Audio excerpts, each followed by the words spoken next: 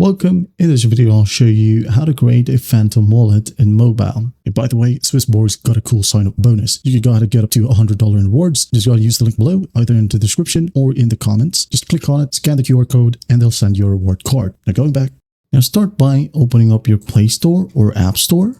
Okay. Wait for it, tap on the search bar right here, and just type down Phantom. Hit on search, wait for it, and just locate the Phantom wallet right here. And then once done, just hit on install, wait for the process to finish.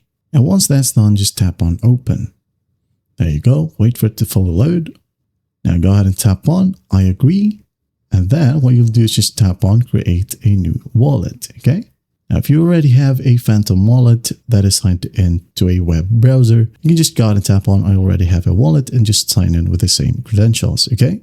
Now, if you don't have a Phantom wallet yet, again, tap on create a new wallet, and then you can go ahead and continue with an email, okay?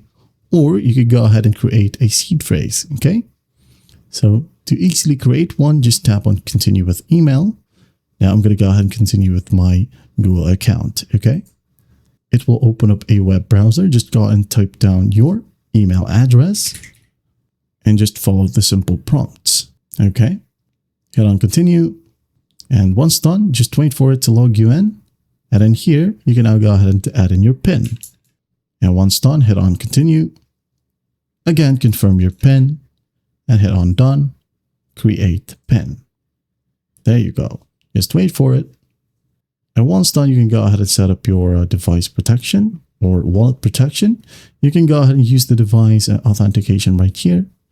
Okay, set it up, hit on next, create your username right here, maybe like so. And then once done, I'm going to hit on continue and just wait for it to fully load. Okay. And here it says you're all ready. Okay. You can now fully enjoy your wallet. Just tap on get started.